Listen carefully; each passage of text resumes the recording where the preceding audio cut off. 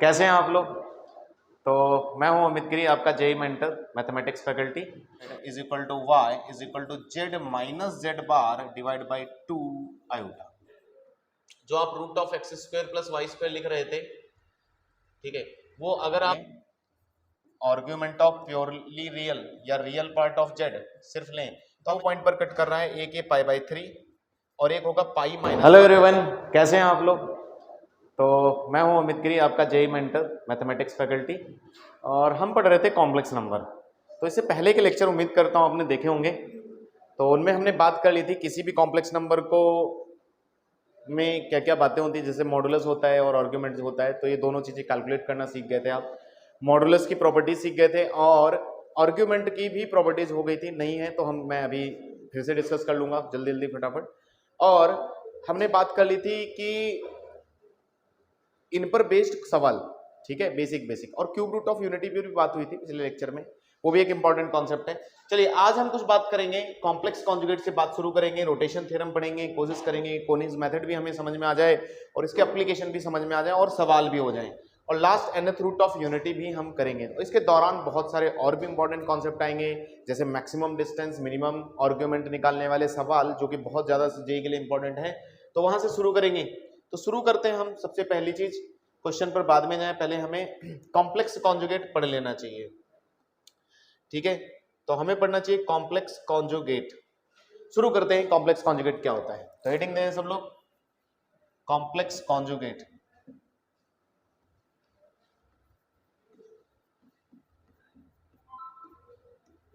Conjugate of any complex number. तो बात यह है कि किसी भी कॉम्प्लेक्स नंबर का अपना एक कॉन्जुगेट भी होता है, ठीक है। तो अगर हम उसे सॉल्व करें तो क्या होता है, उसकी कहानी क्या है, जैसे कई बार सवाल में आता है, इंपॉर्टेंट चीज है। तो पहली चीज, कॉम्प्लेक्स कॉन्जुगेट से मतलब यह है कि अगर आपका z, if z is equal to, पहले तो इसको डिनोट किससे करते हैं वो लिख लेते हैं। तो डिनोटेड बाय जेड बार, ठीक है। तो इफ आपका जेड मान लीजिए एक्स प्लस आई वाई जैसा है, चर्चा हुई थी हमारी, तो जेड बार इसका complex conjugate of complex number दिया जाएगा x माइनस आई वाई। यानी कि अगर आपको z से z बार किसी भी कॉम्प्लेक्स नंबर का चाहिए, ठीक है, z से z बार चाहिए, तो आयोटा को रिप्लेस कर दे माइनस आयोटा से, यानी कि साइन परिवर्तित कर दे दोनों का। तो ये आपका क्या कहलाएगा, कॉम्प्लेक्स कॉन्जुगेट कहलाता है, ठीक है। जैसे कोई भी आपका सवाल हो सकता है, जैसे दूसरा मान लीजिए z इज इक्वल टू, किसी ने लिखा 1 प्लस आयोटा है, तो इसका z बार क्या होगा, 1 माइनस आयोटा होगा, ठीक है। इसका जेड बार आई को माइनस आई चेंज करके लिखा जाएगा। इसी तरह बड़े बड़े सवालों में भी किया जाएगा। अब बात यह है कि इसकी कुछ खास बातें होती हैं जो हमें ध्यान रखनी चाहिए, जिनका हम अप्लीकेशन करेंगे। बातें क्या, कौन कौन सी हैं, तो आप देखिए, एक बार लिख लेते हैं कि आप लिख रहे हो कि z is equal to x plus i y iota y, और जेड बार आप लिख रहे हैं एक्स माइनस आयोटा वाई। तो बात नंबर 2, किसी दिन कोई किसी के मन में आएगा तो उनको ऐड करेगा और सब्ट्रैक्ट भी करके देगा, देखेगा। तो अगर हम ऐड कर देते हैं दोनों को, तो हम पाते हैं कि z plus z bar is equal to 2x रह जाता है। तात्पर्य ये है कि x इज इक्वल टू कितना बचता है, z plus z bar divide by 2, और x आपका कौन है, रियल पार्ट ऑफ z। तो real part of z is equal to x is equal to z plus z bar by 2 होता है। यानी कि किसी भी कॉम्प्लेक्स का रियल और इमेजिनरी पार्ट हम यहाँ से बता सकते हैं। तो ये बिल्कुल हम काम की चीज है, आगे काम आएगा। तो डिब्बे में बंद कर लेते हैं, ठीक है। ए बात। बी बात ये कि अब हम सब्ट्रैक्ट करके भी देखते हैं। तो हम दोनों को सब्ट्रैक्ट करके देख लेते हैं। जब अगर आप दोनों ने सब्ट्रैक्ट किया इसको, तो आपने पाया कि जब जेड माइनस और इस तरह से साइन परिवर्तित होंगे, तो Z minus Z bar is equal to 2 iota y मिल रहे हैं। तो बिल्कुल, तो यहाँ से इमेजिनरी पार्ट ऑफ जेड हमें समझ में आएगा, imaginary of z is equal to y is equal to z minus Z bar divide by 2 iota. बिल्कुल, क्या बात आपको क्लियर है। तो ये भी बात आप ध्यान रखेंगे। अब होता क्या, इसको अप्लाई कैसे करते हैं सवाल में, वो हम देखते हैं, ठीक है। तो इस बात को वो सवाल में इस तरह से अप्लाई करते हैं कि वो बोलेंगे, प्रॉपर्टीज में भी हम कर सकते हैं। तो यहीं से प्रॉपर्टीज भी आप लिख लीजिए। तो प्रॉपर्टीज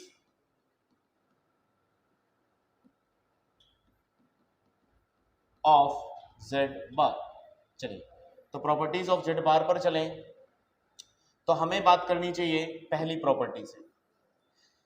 तो किसी भी कॉम्प्लेक्स कॉन्जुगेट का अगर एक बार और कॉन्जुगेट ले लिया जाए तो क्या बचेगा, तो जेड बार का बार अगर ले लिया है आपने तो जेड बचेगा। यहां से प्रॉपर्टी शुरू कर सकते हैं।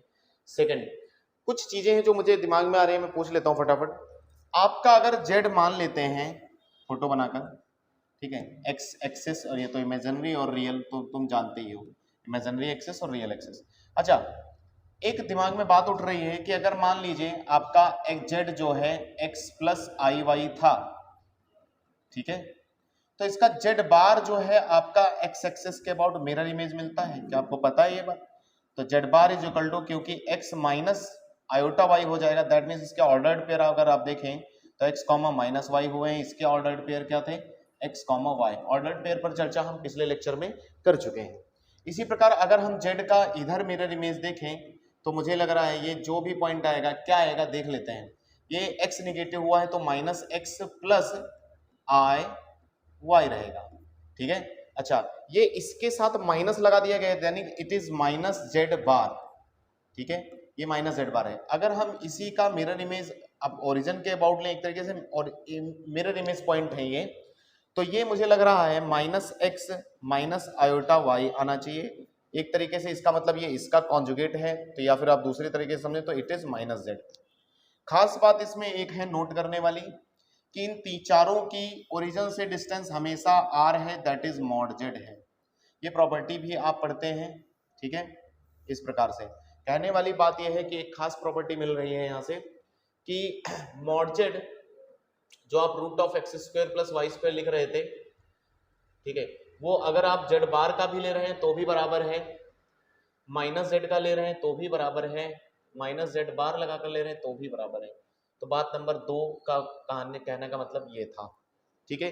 तीसरी चीज, तीसरे पॉइंट पर देखते हैं, तो हम ये जानते हैं कि कई सारे अगर Z1 Z2 Z3 और ऐसे कितने भी मल्टीप्लाई कर रहे हैं तो, अच्छा मॉडुलस पर आ रहे हैं हम, एक मिनट, एक काम करते हैं, मॉडुलस से हट जाते हैं, हम प्रॉपर्टीज लिख लेते हैं। तो सेम काम फिर से मल्टीप्लिकेशन में देखते हैं, ये डिस्ट्रीब्यूटिव लॉ को फॉलो करता है या नहीं करता है।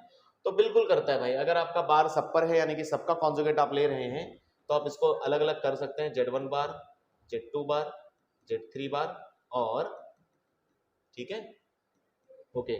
चौथी चीज, डिग्री में क्या कर सकते हैं हम, अगर Z की पावर n है का बार आ गया तो बिल्कुल कर सकते हैं आप Z बार की पावर n, ठीक है। ऐसे और भी कई बातें कर सकते हैं, जैसे मान लिया जी आपके सामने Z1 into Z2 divide by Z3 मिल गया, और इसका पूरे का कंप्लीट बार आप करना चाहते हैं तो आप बार सबको दे सकते हैं, Z1 bar into Z2 bar upon Z3 बार, ठीक है। कहानी क्लियर है? चलिए, और एक खास बात कर लेते हैं, चलो छठे पर, यूनिमॉडुलर आप जानते ही होंगे, चर्चा उठेगी इसकी क्वेश्चन में, तो यहीं पर बात कर लेते हैं। यूनिमॉडुलर जो जेड आपका होता है वो e की पावर आई थीटा होता है, that is cos theta plus I sine theta, ये अपने तरफ से मानते हो। क्यों इसी को हम यूनिमॉडुलर ले रहे हैं, क्योंकि भाई इसका मॉड जेड जो है 1 रहता है, मॉड जेड 1 रहता है, ठीक है। और अगर इसका कॉन्जुगेट लिया जाए जेड बार तो देखते हैं क्या आएगा, 2 आएगा e की power minus I theta, that means cos theta minus I sine theta. फिर इधर भी आप एडिशन वगैरह पे ये बातें कर सकते हैं। चलते हैं आगे। तो यहां तक आप कॉम्प्लेक्स कॉन्जुगेट की प्रॉपर्टीज देख लेते हैं। उसके बाद बात करें तो कुछ खास प्रॉपर्टी इंपॉर्टेंट, तो इंपॉर्टेंट ये है कि सवाल में जो बोलूंगा बिल्कुल डायरेक्ट बोलते हैं। बात ये है, इसमें पहली बात समझ लीजिए इंपॉर्टेंट प्रॉपर्टीज में, बात ये कि वो कई बार सवाल में बोलेंगे कि जेड इज प्योरली रियल, एक लाइन बोल के निकलेंगे बस, और एक बोल के निकलेंगे imaginary, Z is, if z is purely real. तो आपको ये भी ध्यान रखना है, दूसरा इधर इफ जेड इज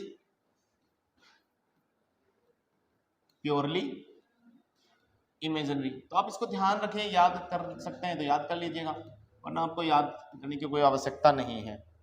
बात यह है, आप क्या कर रहे हो, आप जेड को x प्लस आई वाई लेके चल रहे हैं आप, ठीक है।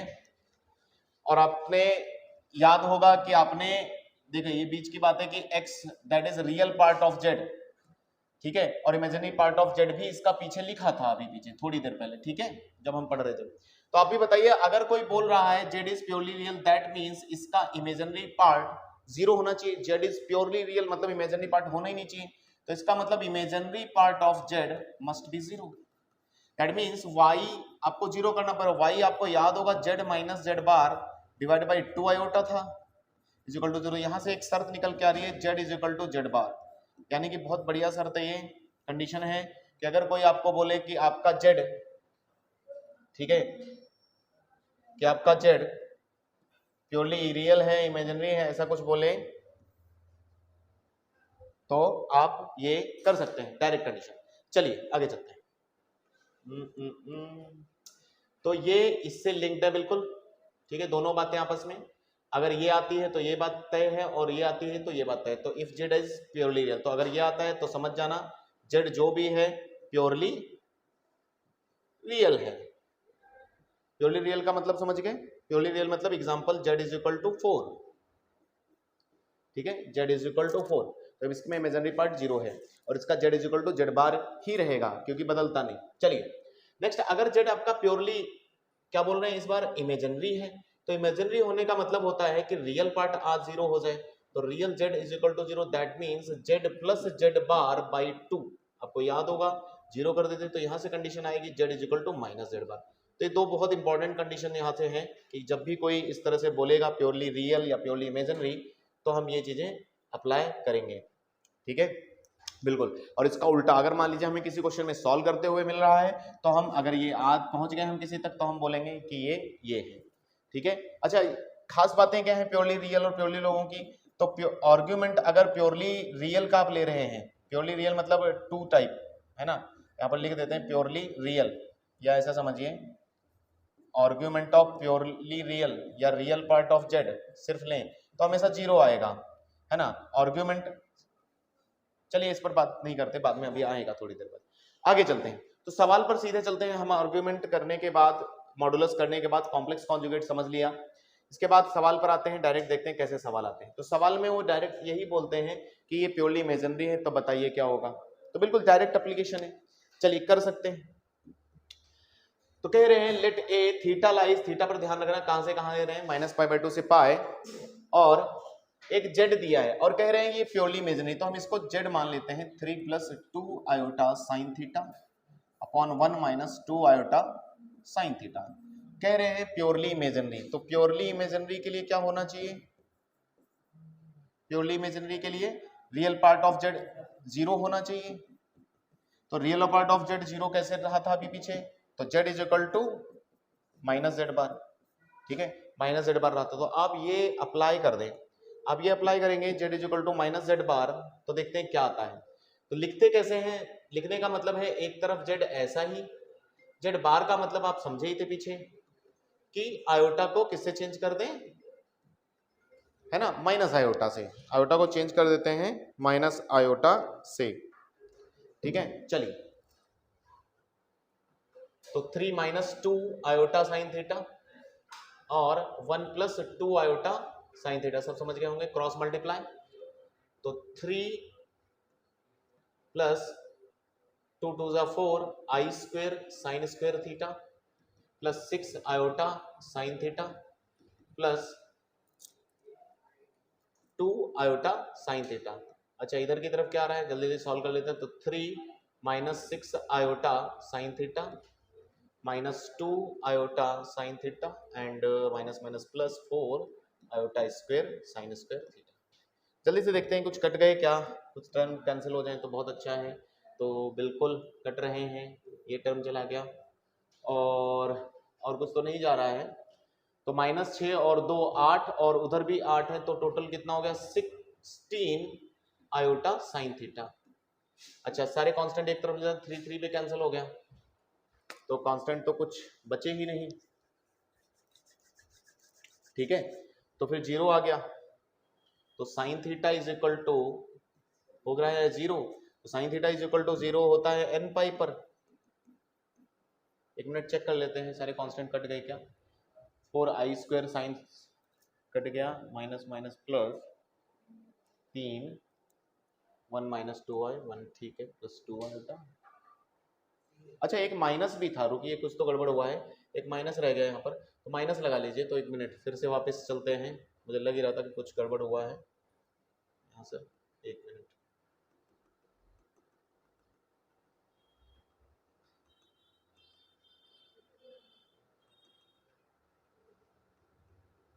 तो बस यहीं से एक माइनस प्लस ऐड कर देते हैं, माइनस, ठीक है।